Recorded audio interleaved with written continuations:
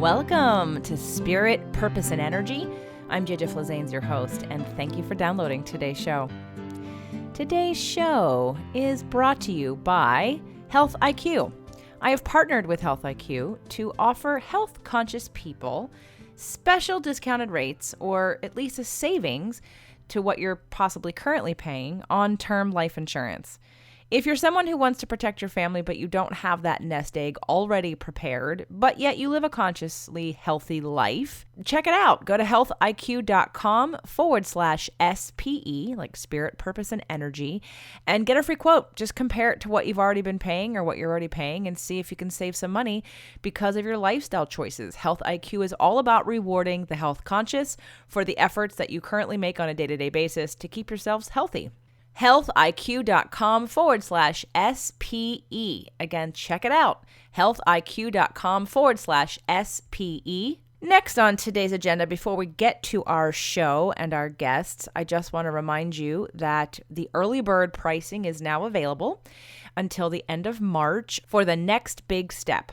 The Next Big Step is another event that I'll be putting on in September, the 20th through the 23rd in Los Angeles. I've got a very easy 5-pay plan for you all set up so that it can ease your pocketbook, so there's no excuse for not coming. We are very, very far away from it, many months, and so you've got plenty of time to do what you need to do if you're feeling stuck. Because as I've said before, and I'm going to say it during the show, when it comes to things like therapy, I'm a firm believer in the idea of the therapeutic process, and I think that for some people who can take the information that you get in a therapy session or take the experience that you get in a therapeutic situation and use that momentum to move forward, then that's perfectly fine.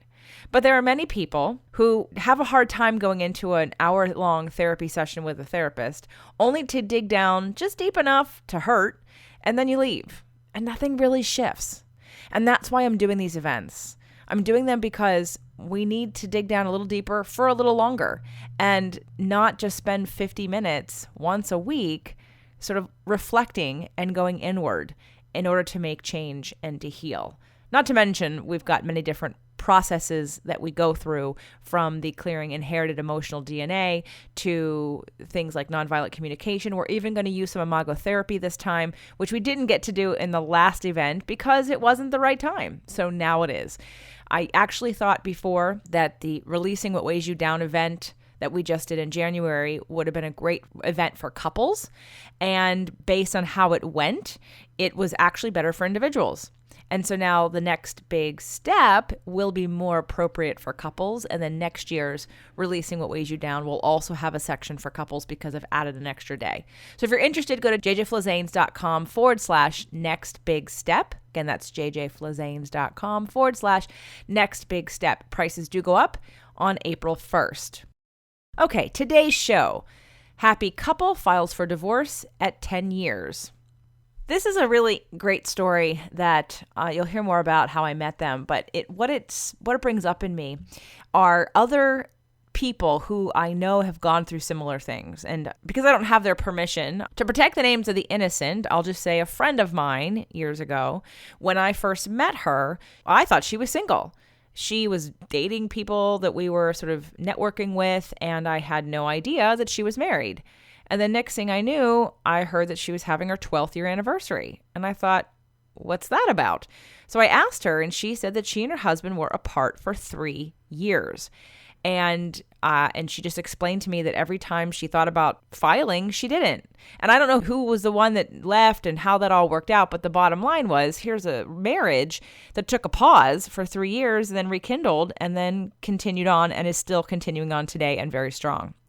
Now, Sam and Patrick today, they were apart for a year, but this just goes to show you that sometimes what needs to happen is people need to take some perspective. They need to leave. And even though that idea breaks my heart and it makes it, to me, it feels inefficient, right? But that's what some people need. It's like lessons learned. How many of you need to manifest something big happening in your life before you actually change?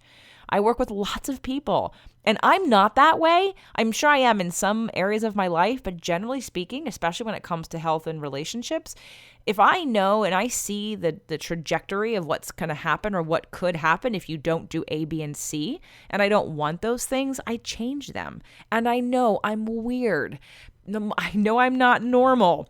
So when I work with people and they have to be literally pushed up against the wall and bad things happening before they actually shift anything, I've come to accept and understand that that's just how it is for some people. So maybe sometimes in relationships, you need some time apart to get into perspective.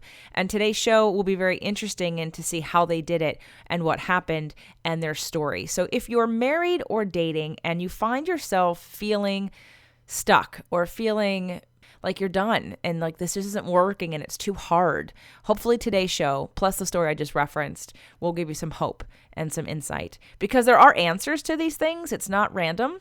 There really is a reason for everything. And you can use law of attraction. You can use all kinds of different ideas to make peace with whatever's going on for you. And you'll learn your lessons when you're supposed to learn them. But I hope today's show does inspire you.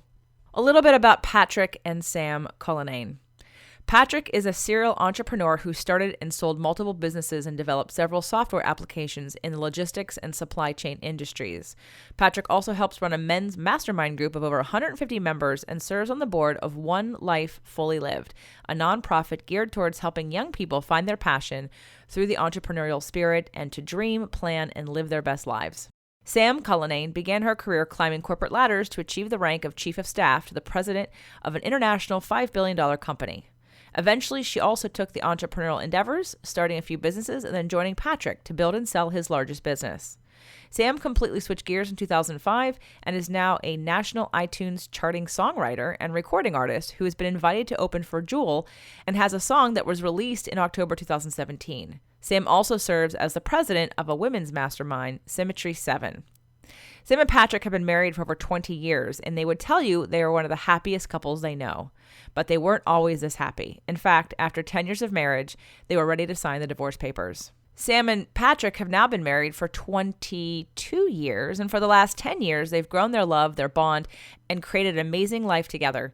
They've become students of love, and they never looked back. Their book, released July 2017, Bigger Love, How to Have the Love of Your Life for the Rest of Your Life, is their story along with tips, tools, and tricks for taking your relationship to a higher, deeper, more satisfying level. Welcome to the show, Patrick and Sam. Thanks for having us. Well, you were the first couple and first act, if you will, that I actually did say yes to very ecstatically at the New Media Summit because of your story. I think your story is so important for us to hear right now and for couples and for just anyone to understand that not everything from the outside always looks as if people assume there's no problems or people haven't gone through a journey. You know, my whole brand and my business is about transformation. It's about diving deeper. It's about having those moments, but people don't talk about those moments on a regular basis. So no one really knows what people go through. So I think it was awesome. And just to remind you, everyone listening, how I met these guys, I was at the New Media Summit, Steve Olsher's event. And as a podcaster, I was being pitched to, and Patrick and Sam walked up to me and said, "We're the happiest couple we know." And at 10 years in, we filed for divorce.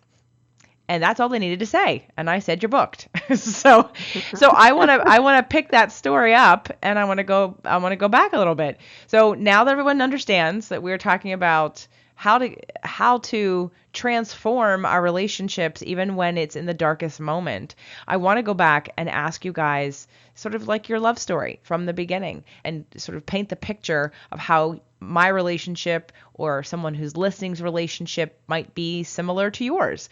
So if we could sum up the first 10 years of your marriage. If it's possible, I would love to hear from you. So whoever wants to speak first. I will. Okay, great, Sam. We met at a party, and actually Pat would say we met at a bar, but I would say we met at a party, which is what you'll notice about our story is that we have very different versions of how the whole thing goes, which I think is true in most relationships. Absolutely. So we met and had like a whirlwind romance. And within 6 months of meeting each other, we got married and moved to a new city and had a child together. And I already had a child from a previous relationship. And the first few years were great. I mean, we were madly in love and everything, when you're madly in love, everything's roses and rainbows, and it was perfect. And then, then time wears on and stuff happens and you start to get edgy with each other and annoyed. And so that started to happen in our relationship, and we didn't really have any tools or know how to handle it. And in our 10th year, so that went, I mean, probably, I don't know, maybe 5 years probably were getting a little rough. And then the last 2 or 3 years were really bad. I had taken a job with a big corporation and was traveling all the time. And that also took a huge toll on our relationship because I wasn't giving it any time or attention. Yeah, so we moved from Utah to Kansas City, where we lived for 5 years. 5 years. And when we moved back to Utah, we moved back so she could be closer to her family, and she took a corporate job, and I kind of had to I got out of the company I was working with where I had a lot of security, and I kind of had to take a little bit of a hit. And then I started working for equity with another company. And so she quickly became the new breadwinner, if you will, and focused a lot on her work. And I think that's when things started kind of turning more south. Yeah. When you moved or when she took the job, or both? That all happened at the same time. Okay. Yeah. Okay. Yeah. Okay. So but before that, you said there was some tension. Do you think the tension was because of maybe what was going on in your relationship financially or career-wise? Obviously, it sounds like there was you guys were figuring it out and there were jobs being had and revisiting things. Do you think that had something to do with it, or do you think it was something separate? I think it was mostly when we moved and our roles kind of changed, Mm-hmm. Yeah, that's probably true. And Sam, you had been married before? Yes, very briefly. Okay. I think I was married for 6 months. I got pregnant when I was 19 years old in college and married the man who was the father. But that marriage didn't last very long. I actually divorced him before the baby came. Wow. Okay. Yeah. We nicknamed him the sperm donor. Yeah. Obviously. Okay. And then Patrick adopted my son, so he's legally his father now. Perfect. Yeah. So now you've moved. You had a couple great years in love, madly in love, and then you had a couple like starting to shake a little bit. Then you moved and you changed jobs, and now we're sort of, you said you had like maybe 5 years of not so good. And so was it a group decision to file for divorce? Was it one of you? Was there demands placed on the other one? To give me that scenario. Well, we both knew that we were in a bad spot. She kind of caught me off guard when she said she wanted to be separated, live apart, and try it on her own for a while. So I moved out the next day. I took just my car and a limited amount of stuff. I was like, at the time, really starting to ramp up in what I was doing, and I felt like she was quitting on me a little early. So I didn't take hardly anything with me. I'm like, just keep it all. And I left with this huge chip on my shoulder and some belongings. And I felt like I was done. We hired a nanny. I had to have a nanny to help take care of the kids, even though Patrick was working from home. And in fairness to Patrick, I probably didn't put enough weight on what he was doing as an entrepreneur to build his business, and not really understanding. I'd come home and it looked like he was playing video games all day. And we had this nanny that took care of the kids and cleaned the house, and a wonderful nanny. Her name is Mel. She's awesome. Still a great friend. And I was also working all the time. And so I was exhausted. I made all the money. I felt like I had to hire somebody to help take care of our kids and our household. And I didn't feel like I had a partner. And I thought, why the hell am I bothering? And then there was the whole thing. I'd come home and he'd be so needy, like, oh, I missed you so much. And I was like, I just need to sleep. I was traveling sometimes for weeks at a time and sometimes not sleep. We were doing big deals. And so you're up all night and it's just crazy. So I'd come home for a little rest and relaxation, and it just felt like everybody needed me. Everybody needed something from me, and especially Patrick. So I just thought, oh my God, I just can't do all this. I'm done. I got to get out. Mm-hmm. And Patrick, you were feeling during that time? Yeah, during that time I was, I'd miss her. She'd be gone for 2 weeks. And so when she came home, I'd want her to miss me as bad as I missed her and be as excited to see me as as I was to see her. And oftentimes she was more excited to see a pillow and a bed and kind of flat when she came home. And, and I had insecurities back then that definitely helped undermine, where we were. I'm like, oh, you're not excited to see me? Well, who have you been spending time with? You know what I mean? I was kind of a dork, but. Well, it's a normal feeling. If it's, you're having, I wouldn't call you a dork. I'd call you normal. It's very normal for someone to think who knows what's going on out there. I mean, yeah, you are having some insecurities, but that's very normal. Well, she was at the time working with all men too. Yeah, so. Everybody that I worked with in my company were men.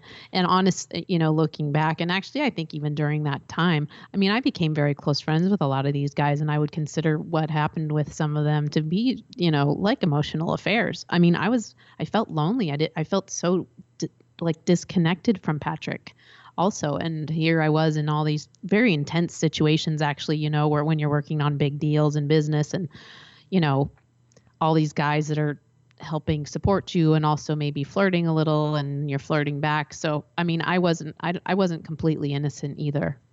But when Patrick would come home and accuse me of doing things that I hadn't done, a little flirting isn't, in my opinion, is not cheating.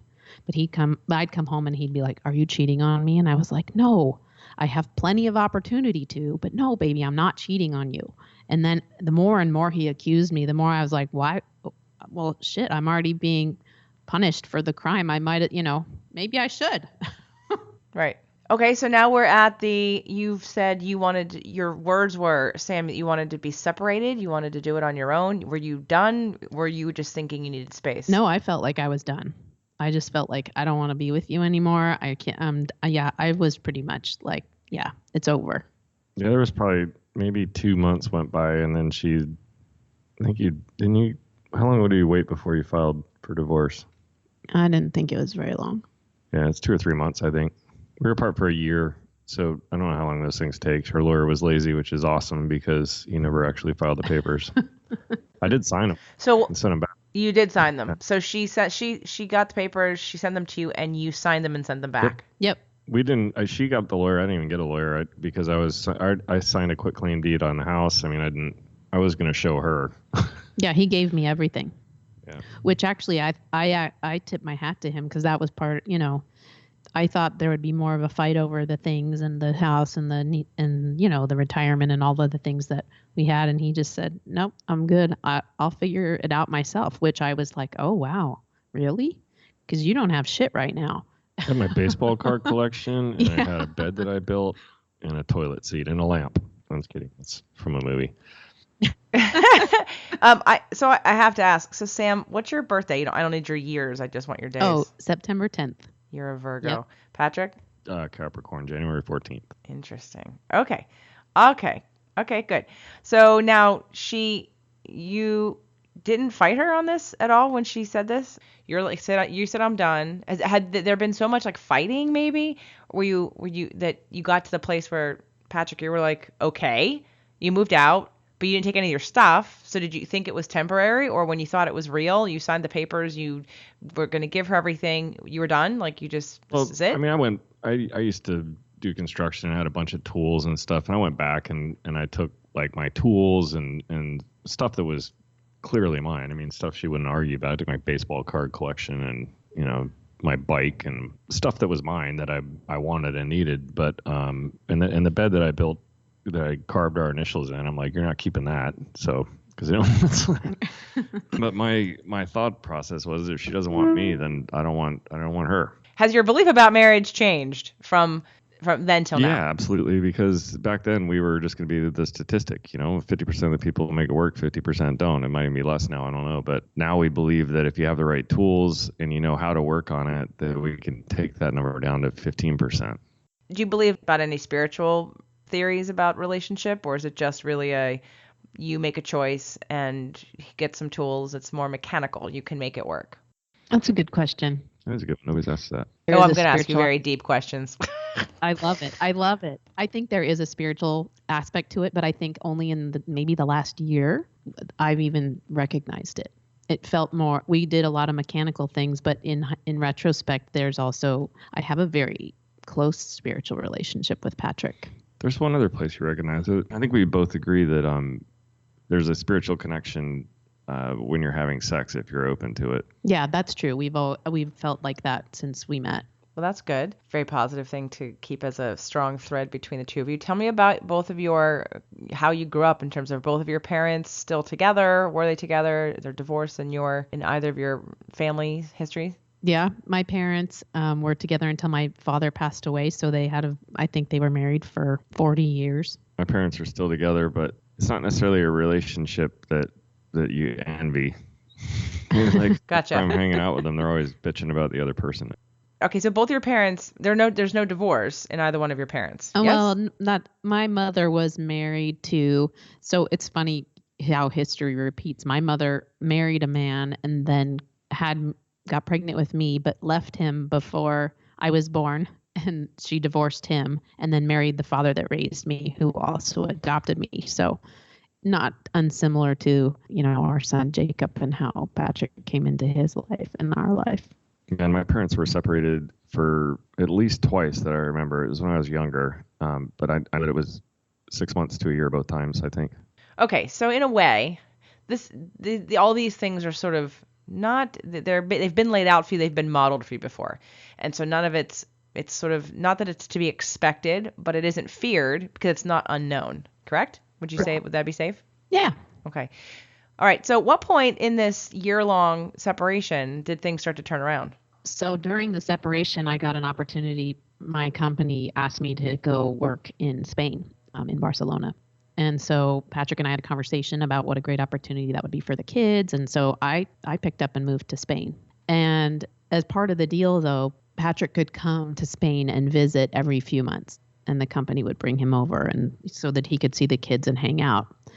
And the first time that he came, we could have gotten him a hotel, but we had an extra bedroom and in our apartment. And so I said, you can just stay with us because I also needed help with the kids. I had problems trying to find nannies in Spain. And so I thought, oh, great, Pat's here. You can take him to school and he can feed them and he can do all the things that the nanny would do since my nanny's too flaky.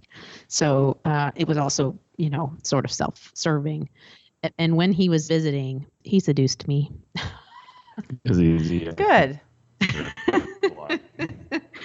I was low. I mean, I was working in Spain and being the boss is kind of lonely, and I worked all the time. So I had no opportunity to make any friends outside of work.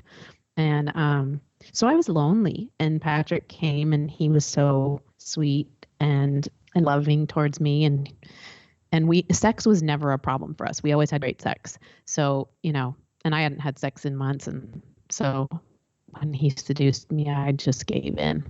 It didn't really feel right, but it also didn't really feel that wrong. And it was at the turning point? That was probably the start of the turning, because it wasn't like, oh, we're back together, but it was like a little tiny window opened. Like, oh, I do love this man and he is the father of my children.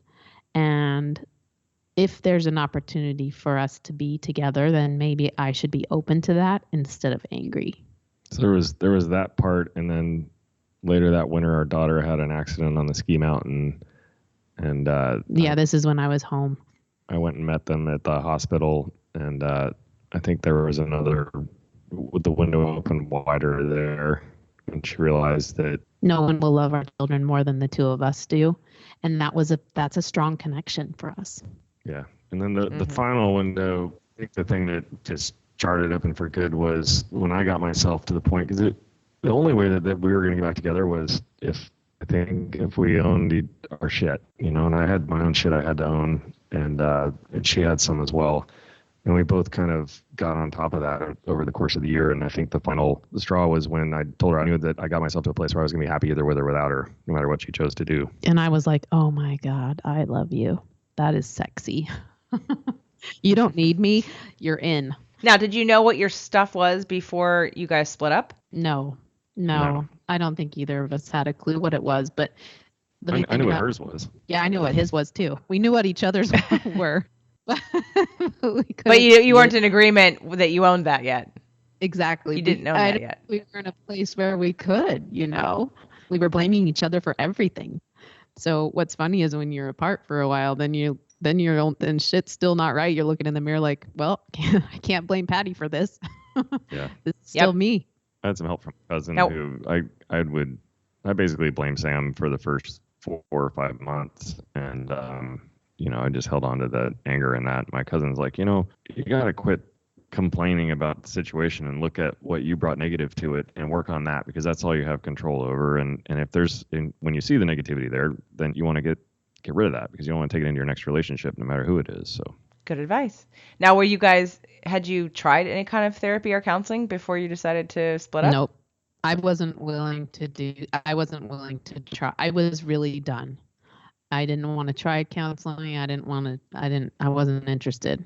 I suggested it, and she said she'd think about it, but she ended up moving before we ever got around to any of it. All right, so now we're at the seduction, we're at the hospital, we're now in the realization, and now how's this playing out in terms of you're moving back in, you're deciding to go to therapy. Where did you learn your tools? What happened next? After I told her, because I probably seduced her 6 or 7 more times over the course of that year. And yeah, my mother was horrified to find out I was still sleeping with my quote ex-husband. She's not my biggest fan.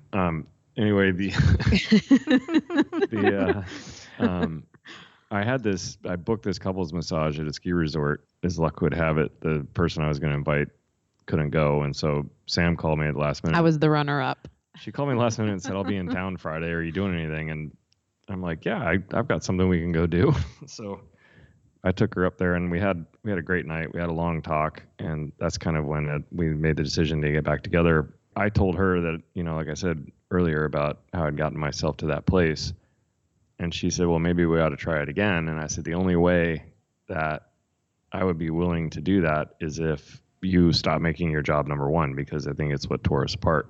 And then I think she said something along the lines of, well, I'd love to retire. And I'm like, well, we can, because I got my business where I needed it to be. And so that made it a no-brainer. Yeah. Okay. Yep. So I said, okay. And then just as quickly as our first marriage, I went back to Spain. I quit my job. I mean, I had to stay for a few months to clean some stuff up, and we took advantage of that. And Patty came out. We went on a nice trip all through Spain and with the kids, and we got back together. When we got back together, it was for me, it was very refreshing, and I felt so much joy and love towards Patty. I had so much appreciation for him that he would take the financial, run with the financial ball, so that I could just sort of be. I had like I said, I was pregnant in 19, and I just never stopped running. So it was really nice to be able to stay home with the kids. And that's one of the things in my life that, I don't regret too many things, but having worked so much when the kids were young, it makes me feel sad. So it was beautiful that he said, yes, I'll work and you can stay home for a while. Nice. Okay. And so then you decided then to start getting some tools. Tell me about that. Well, the biggest tools were recognizing that we had to work on ourselves first. Yeah, what was wrong with ourselves that enabled us to get to where we were, and kind of constantly winning that battle. So, one of mine was insecurity that manifested itself in jealousy. And it's something that never completely goes away, in my opinion, but I just keep it locked away. In other words, I start feeling it, and then you'd ask those seemingly innocent, passive-aggressive questions, and I don't ask those questions anymore. And honestly, it doesn't flare up anywhere near like it used to. So learning how to kind of deal with those type of things, not owning her. I used to call it owning her shit, or my cousin called it that, where she would come home and act a certain way, and then I would feel hurt and be mad at her for 2 days, and she would have no idea what my problem was. That kind of behavior I had to get rid of. So that all helped quite a bit. And then, we read some books along the way, like the 5 Love Languages, and actually learned that there's different ways that people like to be loved, which we had no idea. Yeah, that took our relationship to a new high also, realizing that we're trying to love each other in different ways, the way that we want to be loved. Yep.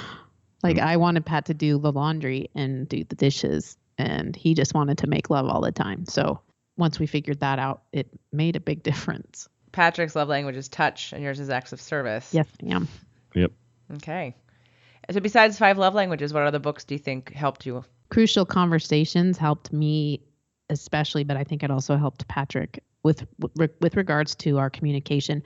I thought that having a temper tantrum and yelling at people was an effective way of communicating, because in business, it actually served me very well. And actually with the kids when they were younger, I could get things done that way. But as the kids got older and as Patty and I were, in our relationship, I could see that it wasn't effective in my personal relationships anymore. And so this book, it's pretty dry. I mean, it's written in a way, it's written for business really, and it's all based on research, which is perfect for me. I'm a very analytical person. I wasn't super emotional. And so it's laid out in a way that really I could relate to, about how ineffective all of the ways that I had been communicating with everyone in my life was not right. So it turned it was like a big paradigm shift for me.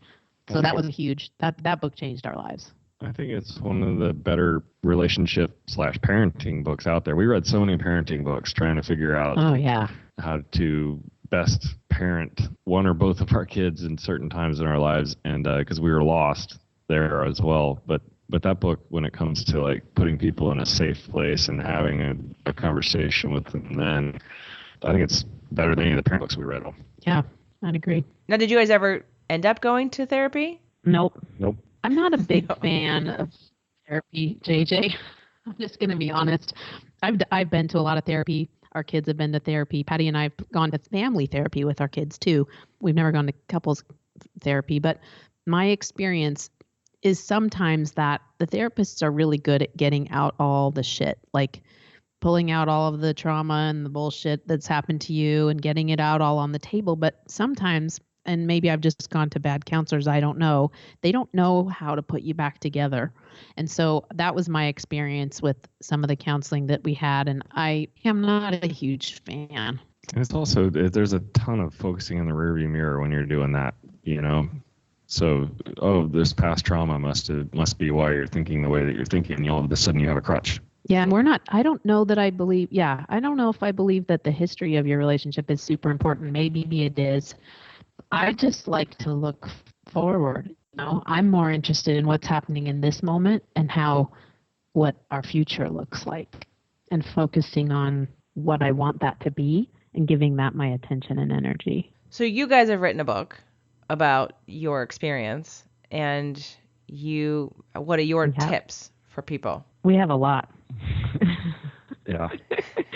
We have a lot. So what are give me a top 3. Okay, my favorite is, we call it Just Say Yes, but Patty and I, as you mentioned, Patty's love language is touch. And I thought after we learned about the love languages that I was really being good about, touching him and doing, expressing his love language. That is, unless I was tired or I wasn't in the mood, or, I had a stomach ache. I had a plethora of reasons why I didn't want to have sex. And Pat one night says to me, "Have we ever had sex and you regretted it?" And I thought about it, and I was like, well, regret? No, I've never regretted it. And he said, well, I want to try an experiment. I just want you to say yes to me anytime I want to have sex. I did not want to do this. I thought, oh my God, the sexorama that's about to happen to me, I don't know if I'm going to survive it, but I thought, well, I might as well give it a go. So we tried it for a month. And the first few days were pretty exciting. We made a lot of love, and then it kind of tapered off to the normal, 2 to 3 times a week kind of a rhythm that we had been in before. But it was different because Patrick wasn't, he got so comfortable and more happy, and things were easier. And I also felt the same way. I didn't have to come up with excuses why not to do it. I just had to do it. And in that month, I learned that no matter how I'm feeling, that making love with Patty always makes me feel good. I mean, we enjoy sex together. And so after the month ended, we never stopped our experiment. We just say yes. Now Patrick, though, has to say yes to me too, because I think sexually we've sort of swapped places in some ways. I'm a little hornier than he is now. Okay, so that's 1. Just say yes to sex. 1, just yes. Honestly, with that one, I think the biggest disconnect we had with it is I like to get in bed at night and maybe fool around, and she's like, I'm too tired, we'll do it in the morning. But she has her things that she does in the morning, like meditate, do all these things. And so by the time she gets around to saying, okay, let's go now, I'm like in full on work mode.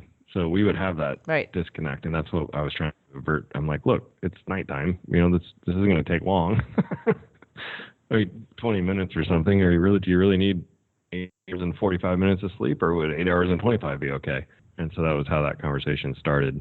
You asked for 3. I think one of the most important is to learn how to love yourself, and until you really get kind of full or I don't know what's the word we call it, self-full. Self-full, yeah.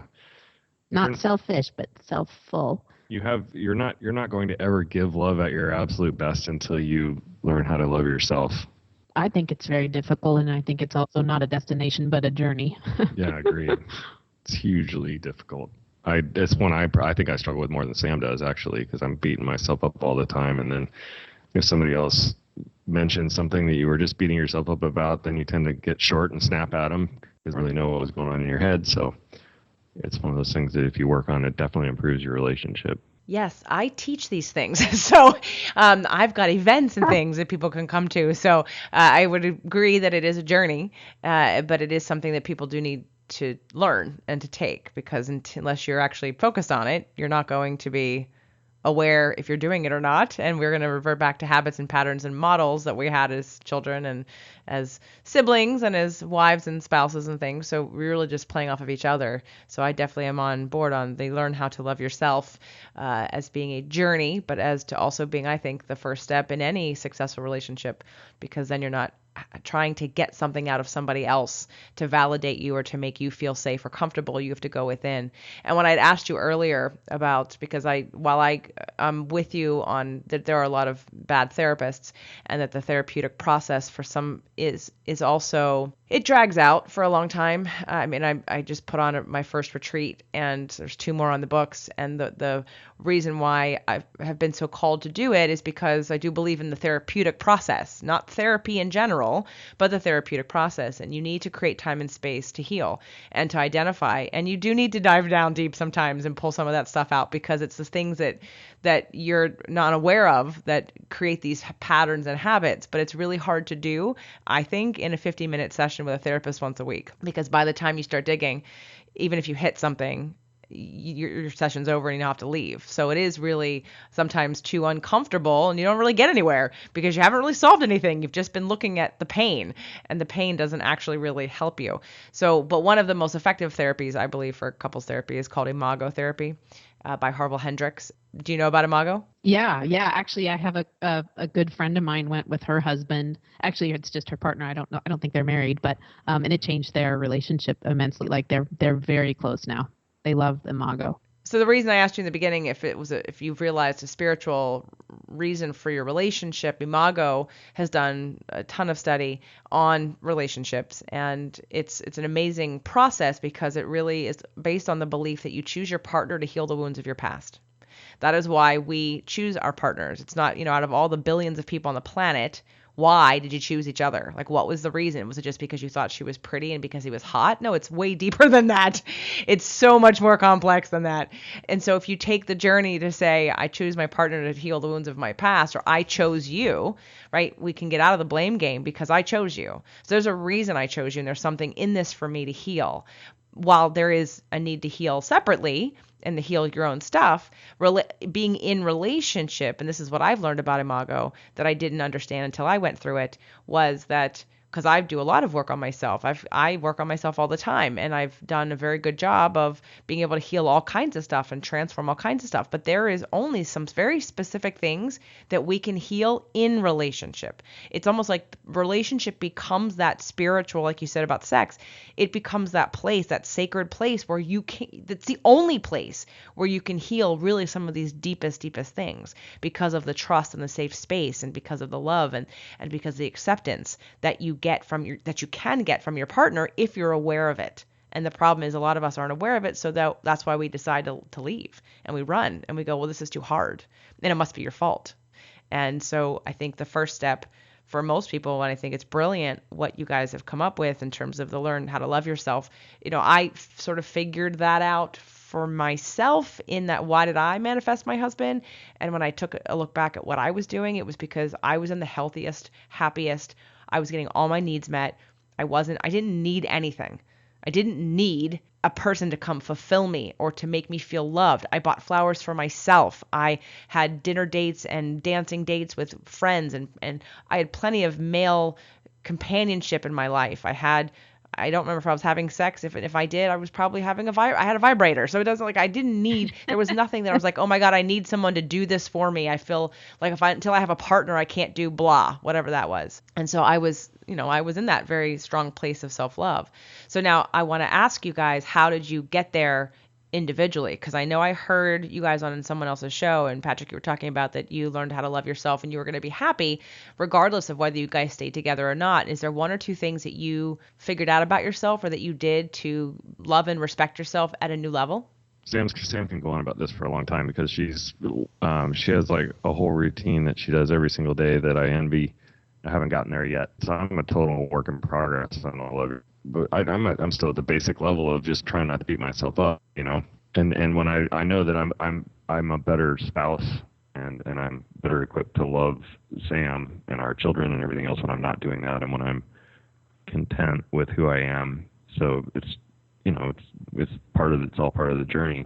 I wouldn't say I hit any one spot where, there was that place where I knew I could be happy with or without Sam, but I still had tons of shit, and I've definitely have less than I did then. But, depending on who the person is, they might look at me and say, wow, you still got a metric crap ton of shit over there. So I don't know. Do you think that awareness, though, like when your cousin said to you, stop blaming, do you think that was the big turning point for you, that awareness of what did you bring to the table and what can you make change? Like what can you focus on to make change? Yeah, there were 2 epiphanies that happened. I've had 4, I think, in my life. So 2 of them happened when we were apart.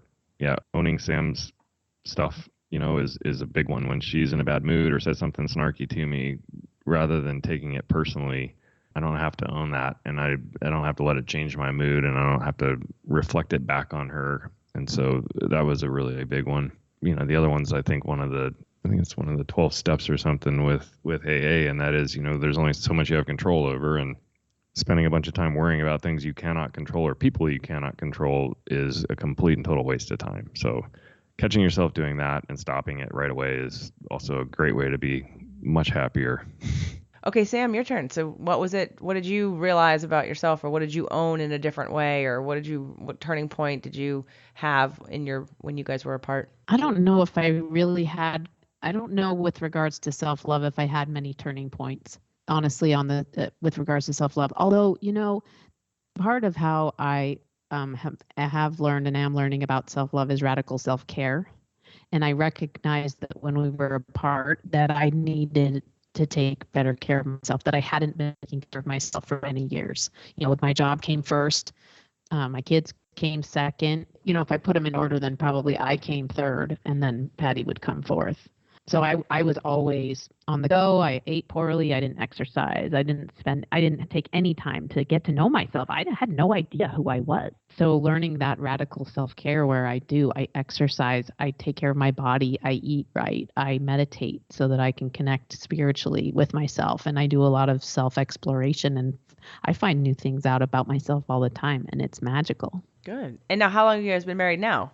22 years. We're coming up on 22 years. We've been together Nice. for over 22 years. I think our 22-year anniversary is a couple months away. In June, right? Yeah. Wow. When did you decide to write the book? So you were apart at year 10, you got back together, and then at what point did you decide you wanted to write a book? Year 21. Year 21. Because you had been helping other people, or you could see what was going on with them, or you just wanted to, put it away because it was one of those things that you wanted to make sure you got down as sort of your life's work as a couple? Probably both. I mean, we have had a number of couples come to us and ask for advice because, people know our story that we were apart for a year and managed to somehow salvage the relationship. And people that know us too feel the love between us. When you're around us, I think you can tell that we are enamored with each other, and people are like, how do you do that? You guys have been married so long.